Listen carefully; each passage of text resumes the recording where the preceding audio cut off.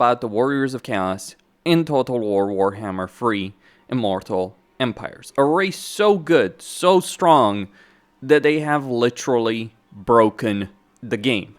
No other race comes even remotely close to the sheer level of power and absurdities that the Warriors of Chaos can achieve. In particular, Be'lakor, because Be'lakor takes the Warriors of Chaos powers and amps it up to 11. Largely because he can build portals around the world, so he has a great deal of ability to get to the action and strike in undefended locations of the enemy. And all you need to build up a portal is either send a lord or a hero in the area where you want to build a portal, and you will get one. This is a sheer level of power that is absurd. It is one thing for dwarves and wood elves to be able to teleport armies with a cooldown to a certain province, but Be'lakor doesn't have that particular problem. He can put portals wherever he wants, and that is ridiculous. And even if you're not playing Be'lakor, Archaon, for instance, Sigvald, Kolek, and the Monogod Warriors of Chaos or Champions of Chaos, they are all very, very strong. But what are the problems, and how do Warriors of Chaos break the game? Now, in these videos, I've talked about the army situation first, but with the Warriors of Chaos, I have to break down mold and talk about the diplomacy situation and the settlement situation first. So in terms of settlements, the only settlements that Warriors of Chaos care about, for the most part, though not necessarily just those, but for the most part, you just care about dark fortresses. These are easily some of the most defensible locations in the entire game. For one reason. One, their garrison, for several reasons actually. One, their garrisons are pretty damn strong. When you have armor cast rolls in your default garrison, exalted hero, cast warriors, and then you start going into chosen, you have a really, really good garrison capability. Because heavy melee infantry will do much better in siege battles than many other units. And Chosen are overall the best melee infantry in the game. Some can beat them, but very few. This creates issues for anyone trying to attack these settlements, but then you consider the settlement layouts for many of these dark fortresses, though not all of them, and you end up with an even more difficult situation on your hands.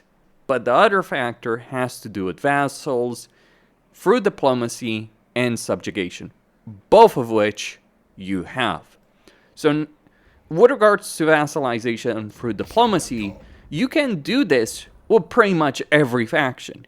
Anyone, even those that utterly despise you, you can vassalize through diplomacy. So you can do things with the dwarves, the chaos dwarves, for instance, the wood elves, the greenskins, all of these are available. In point of fact, one of the things about the Warriors of Chaos campaign is you kind of realize that you don't necessarily want the largest number of vassals, you want quality vassals. You want legendary lord factions to be your vassals. The way you get these vassals is typically trading them settlements.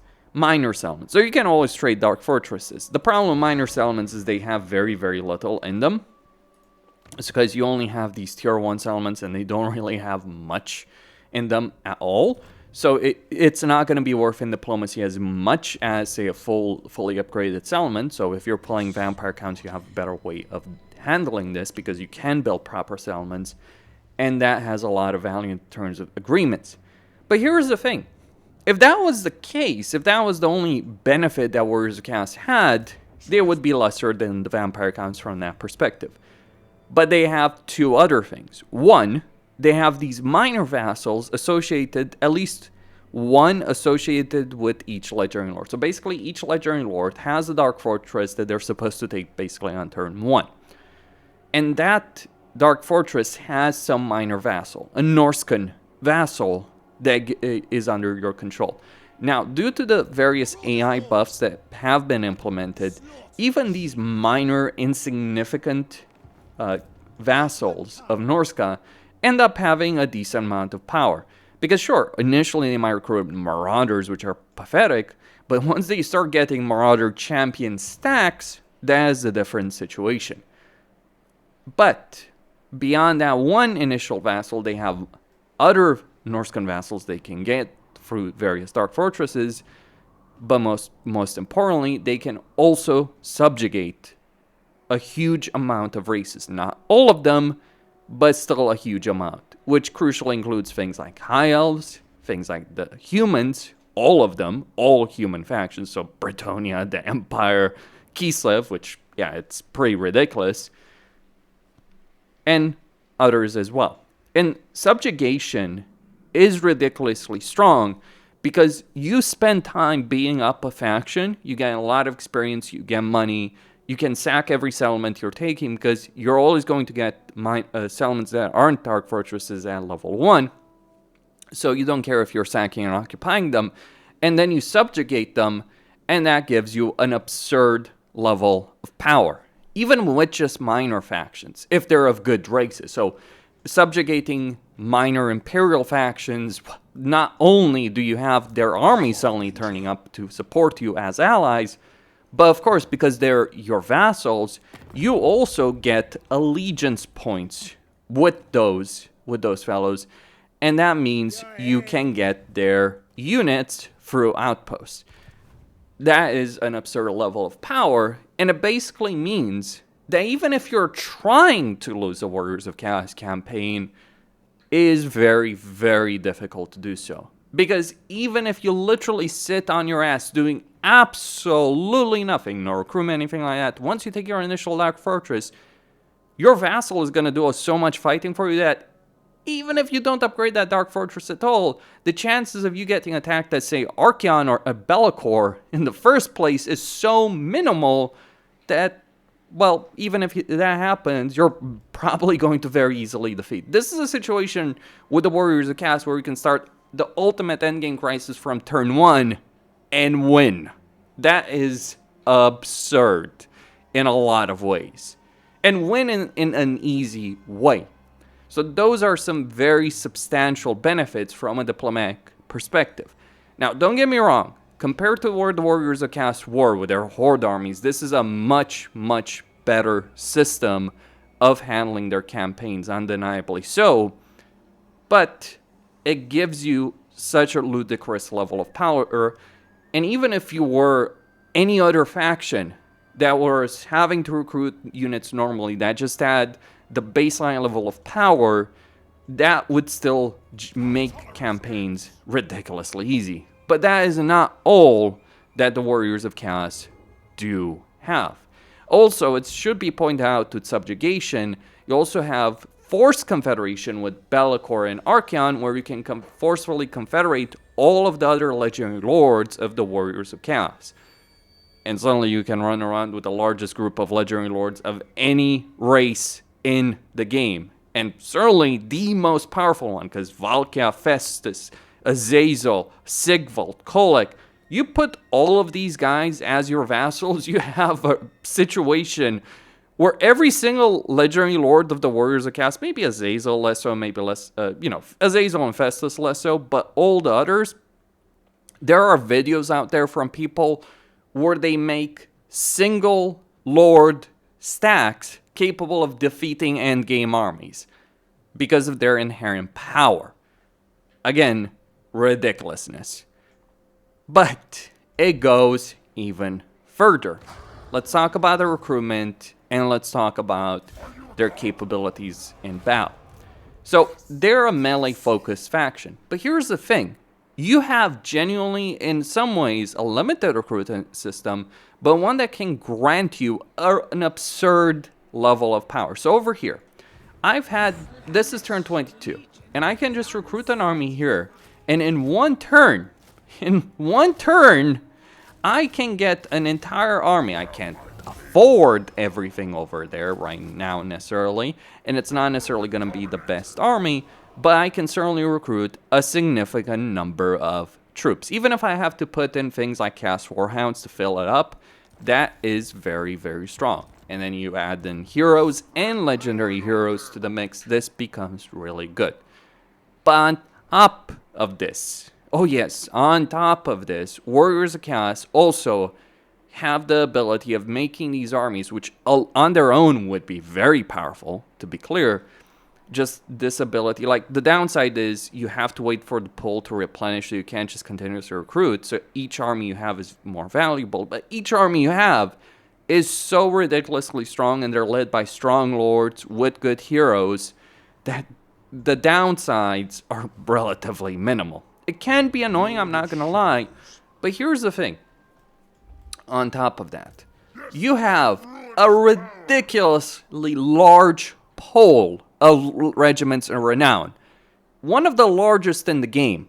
And these are not bad regiments around. Swords of Chaos, for instance, as an example. Chaos Giants, Dragon Ogres, etc., etc. You have a ridiculous number of units that are available over here. Some of these may require very high ranks, to be sure, but again, you have a lot of units available over there. And even your baseline units could defeat a lot of enemies. You start adding in regiments right now, some of which you can acquire very easily, some of which you might literally start with if you're playing, say, Archaon. It gets to become a complete cakewalk, far more so than many other races.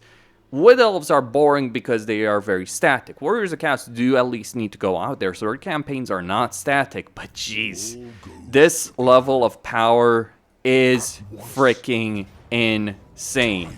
It means, like, you can play an entire Warriors of Chaos campaign from start to finish, pretty much, and never have to fight a single battle manually, unless we're talking about multiple armies, and likely even then of endgame units. That is where things get crazy. Very, very crazy. But we're not done with this. We are far, far from done with this. Because that's not the only thing that you have available with the Warriors of Chaos army. You also have the ability of using the experience your units gain, or lower tier units gain, and transform them into higher tier units for the warband upgrade system.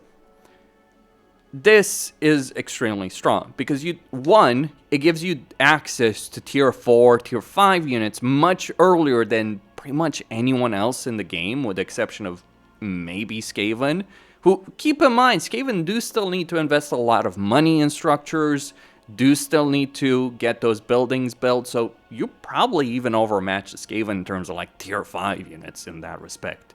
So that is really very strong. I do feel that the system of warband upgrades is great, but maybe you should be required to get the structures, because as it stands right now, a lot of units are just unlocked with very easy research. And speaking about the research, you start inherently strong. The research just makes you that much stronger in a campaign. Like 10 armor for Chaos Warriors, Chaos Knights, Chosen, and Aspiring Champion units is absurd, and reducing that warband upgrade cost by 20%. But there's more in that. You also have gifted units through the Gifts of Chaos. Here's the thing about the Gifts of Chaos. They require souls, but the subjugation gives you souls. Every battle you fight gives you souls. You have a post-battle option to get even more souls. And given the buffs that Creative Assembly has implemented in the game, you actually benefit from those buffs because you end up having to find more armies. Finding more armies gives you more souls. And the significant benefit with respect to that is you can continuously switch out these various gifts and basically get the initial effect. Otherwise, you have to wait for a cooldown, right? Well, you don't. This is one of the particular benefits of Be'lakor, because other Warriors of Chaos have either slots only for their particular god, or they have to unlock them in the case of Archaon, or Sigvald, or Kolek. But Be'lakor starts with one slot for each particular god, and undivided as well. There is more to this situation as well. You also have this benefit of authority, which gives you upkeep, warband upgrade cost benefits, and casualty replenishment benefits. A significant amount of power. But remember, you can also get allied recruitment. So, you're lacking range units, get it from your allies. You're lacking artillery, get it from your allies. And if you want some really powerful units, you can also get it through the gifted units, which is pretty damn ridiculous when you're thinking about, like, you know, the greater demons. Sure, you know, some of them aren't necessarily great, but let me just say this. Keeper of Secrets are ridiculous things, potentially like change bringers. Yeah, that can hurt a lot. Or Lord of Change. Again, toad dragons, etc. If those do become available. I was under the impression they were limited, but what do I know? To the demons, but apparently not. Maybe it's one of the mods I'm using. But regardless, you have a huge number of units. But on top of that, you also have a huge number of upgrades, both on the campaign map and in battle. For instance, you have a miscast base chance increased with one of these effects, but you also get a cooldown to spells and barrier hit points benefit. You get a lot of growth after winning a battle for all regions. You get more post-battle loot. You have the baseline Undivided benefit, gives you missile resistance and Shatterstone, which can be used to destroy walls.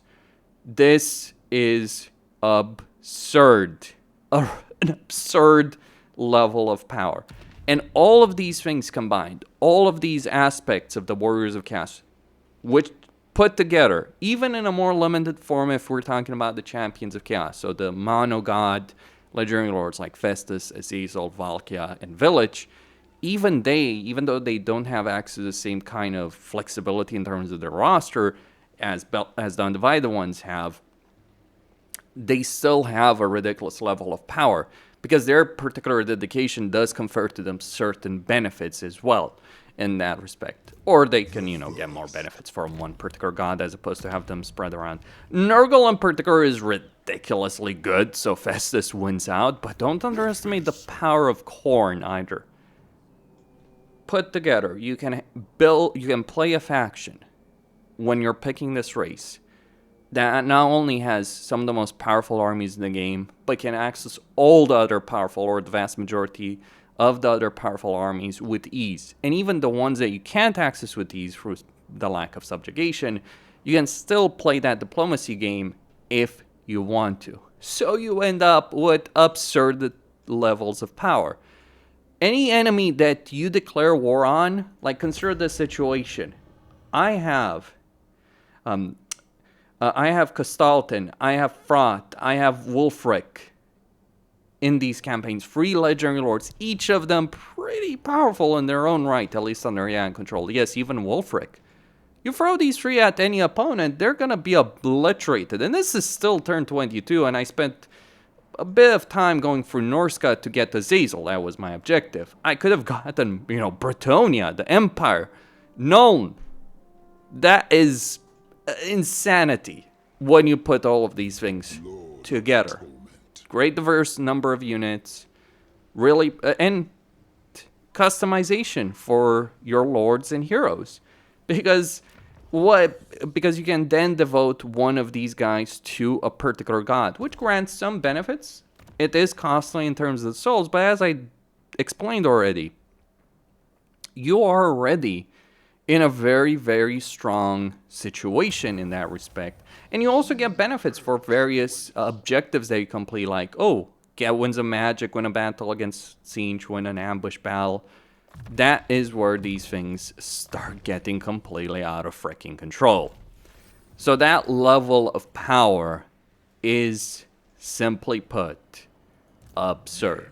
And it is far greater than, honestly, what the game can handle. Because this is one of the problems of Warriors of Chaos, believe it or not. The game cannot control them when the AI is controlling them. They're not going to do a good job because they can't handle the recruitment system, the diplomacy system, all that. So they're pretty pathetic under AI control, unless you're facing Valkia or Archeon's Doomstack. Sure, that's not so pathetic. But because they have few settlements, it's very easy to wipe them out. Which is, by the way, a benefit when you're playing other Warriors of Chaos, because you can just forcefully vassalize them or just wipe out the faction with ease. So under AI control, they're pathetic. Under player control, they are a nightmare. I don't even want to think how multiplayer campaigns... I don't play multiplayer campaigns partly because finding people to play them with can be a difficulty.